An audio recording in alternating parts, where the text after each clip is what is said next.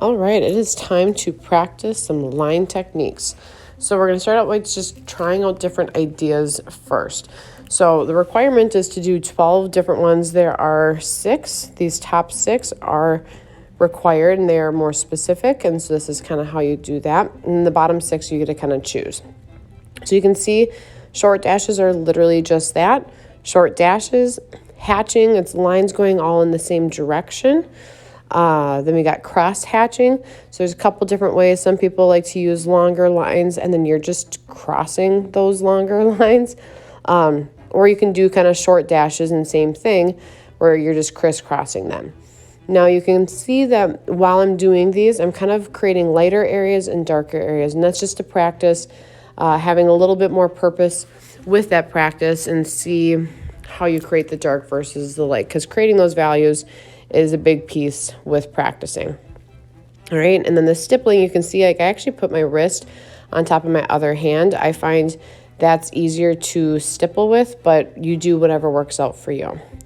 The wavy lines, so once again, the closer that the lines are together, the darker they are, the more spread out they are, the lighter they are, right? So that's kind of how you create that value with these, and that's how most of the things are. Most of the time when you're using lines, if you're trying to create value, the closer or the more pressure you have, the darker your value is. So that is creating those top 6 designs, and now you get to choose for those bottom 6. You just need to make sure that you're using lines of some sort. So Google is a great resource for lots of different ideas on how you can do this, and you can kind of see some ideas of what I did. All right, so even little shapes kind of create that too. All right, so think back to, even Zentangle ideas. It's kind of still that same general concept.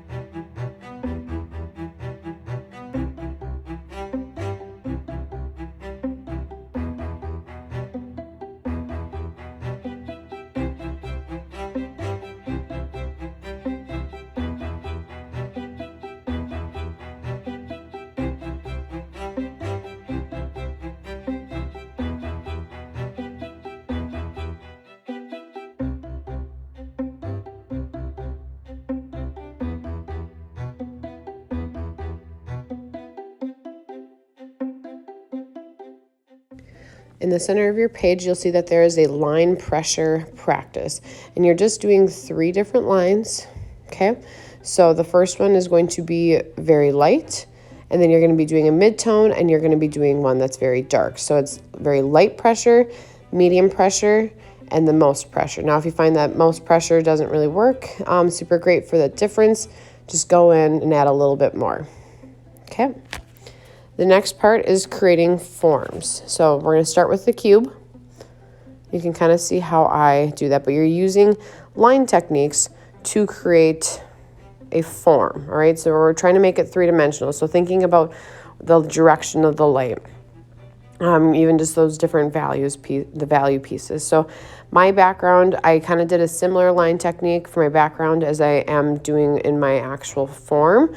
Once again, spacing out the lines keeps it lighter. The closer they are, the more pressure that there is, the darker the value is. And so each side ends up having its own value, but I'm kind of creating that same style, so it kind of has that uniformity. So you can kind of see how I practice that, but it's all different like checkerboard things. So it's kind of like cross hatching.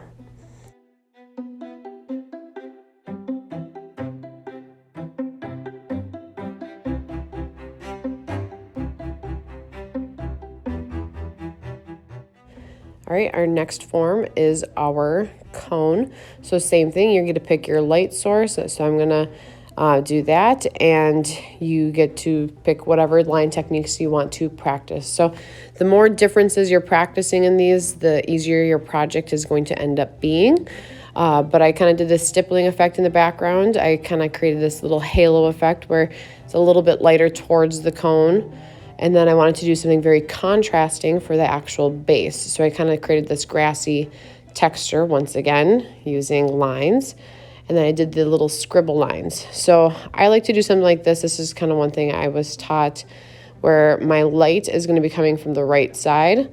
So I kind of started with that, and then I just build up my values as we're going. But that entire right side stays light, and then that entire left side that I kind of had sectioned off before is going to be the darkest section. So that's kind of how I was taught to break it up, is making sure you have that really dark shadow and a really bright highlight. Our next form is our cylinder.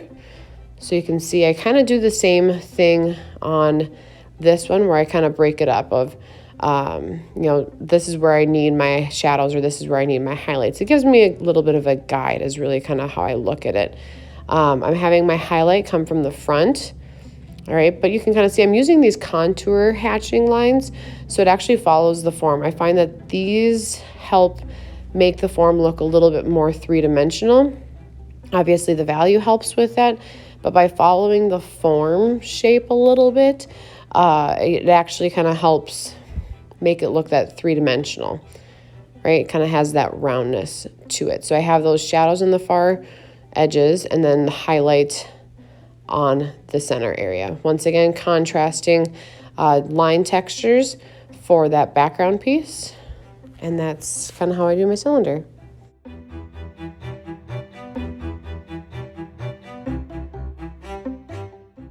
Now our last form is our spheres. So we have 3 spheres on the far right side.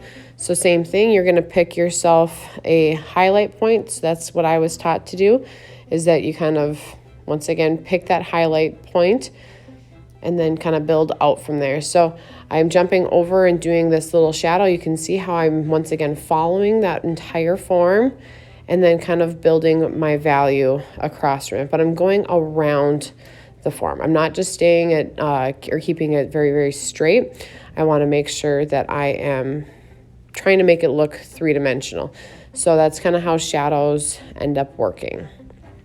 So you can see going around that edge, making sure it's darkest, farthest away from that highlight point, and when it gets to the highlight point, then it gets lighter. All right, now I erased that line because I'm going to be doing this little hatching, and I didn't want that line to show through. So all of my direction, or all my lines are going in the same direction. It kind of creates this like furry effect almost, or like grassy, I guess you could even say. But same thing, I'm getting that dark away from the highlight and then lightening it up as it gets closer to the highlight. Now this last one, I'm using all lines, but I'm kind of combining a bunch of different things. Like I have a little bit of that contour here, still all still lines. So I like starting with that contour, and then I start doing a little bit of cross hatching, and I just kind of keep building up as we go. I kind of get a little messy, just because I always kind of like that style a little bit more, but I'm building up those values to make sure that it looks like a three-dimensional sphere instead of just a circle with some shading in it. All right, so that's kind of the general idea on how your worksheet should look, and you should get all 3 of those steps done, and it should look something similar to this. So, best of luck.